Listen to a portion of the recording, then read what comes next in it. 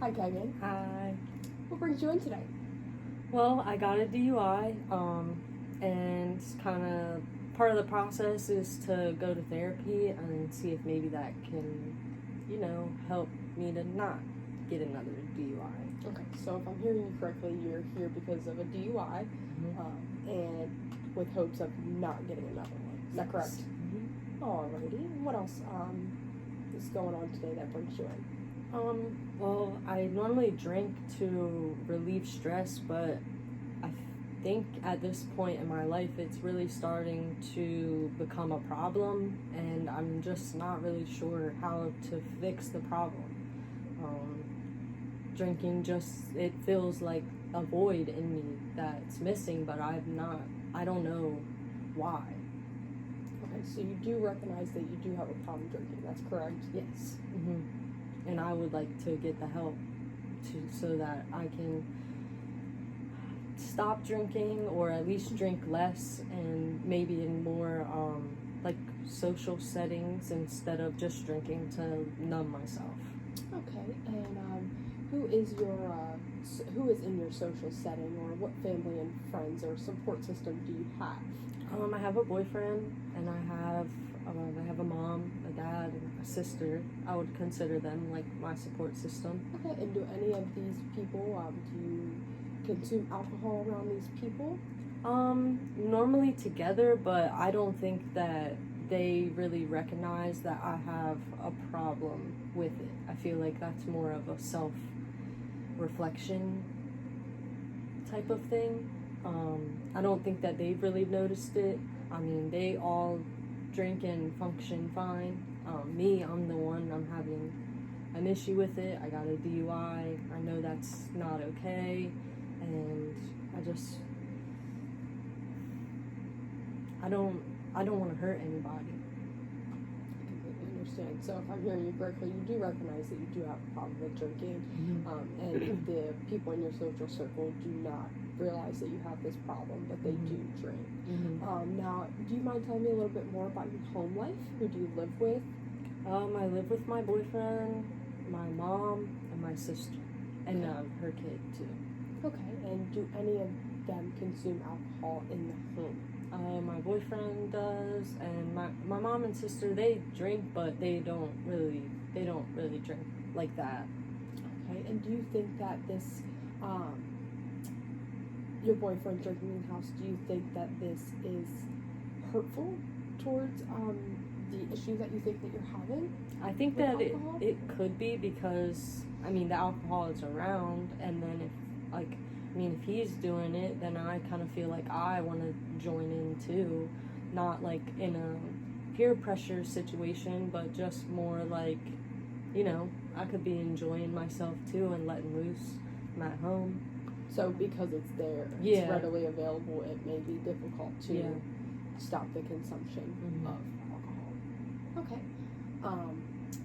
Is there anything else going on at home that you think may affect your recovery issues? Or excuse me, not your recovery issues, but your recovery journey, if I may. I don't really think so. I think, if there wasn't alcohol in the house, I don't think that I would be tempted to do alcohol or go out and get it, because it's not readily available to me. But when it is available to me, it's kind of like I can't stop. Okay, and is this affecting work at all? Tell me about work. What's going on at work? Well, I just got promoted, but it's a pretty stressful job. So drinking, it does help relieve that stress, and kind of helps me leave work at work, and then that way when I'm home, I can decompress and stuff. But I have been going out to the bars lately, and that's how I got a DUI. Obviously driving home drunk. So if I'm understanding you correctly, you went from work one night to the bar, and that's how you incurred the DUI. Yes. So do you mind telling me a little bit more about that night? Well, it was a really rough day at work. It was really busy, and we didn't have enough staff, and customers, they weren't all very pleasant, and so I just went out. I just needed advice. I needed to clear my head from that, so I went to the bar and I got hammered, and when it was time to go home, I just drove home. No one took my keys, no one stopped me. I just left. And when I was driving, I guess I swerved over the line, and they pulled me over for that.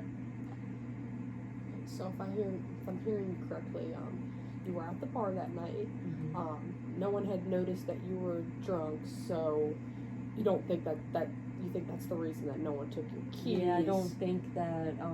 Well, I mean, I drink a lot, so what a few people might like be like off the wall on, I'm really not. So I think for some people it's hard for them to tell how obliterated I really am. Okay. All right, and then continuing on with that night, it seems like you left the bar. No one had noticed that you were, as intoxicated as you were, and you had drove home and you swerved over the line. That's correct. Mm-hmm. And what happened when the cops pulled you over? They asked me if I had been drinking. I told them no, that I dropped something. Then they immediately had me they smelled it. They immediately had me step out of the vehicle. They did a field sobriety test. I failed that. They asked me to blow. I blew, and I blew way over the legal limit.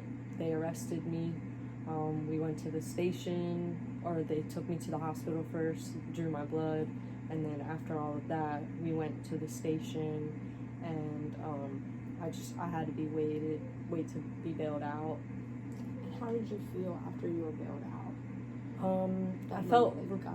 I felt relief, but I also felt like, wow, this could have went really differently. I could have taken someone's life or my own, and I'm having a hard time with that, and that makes me want to drink more.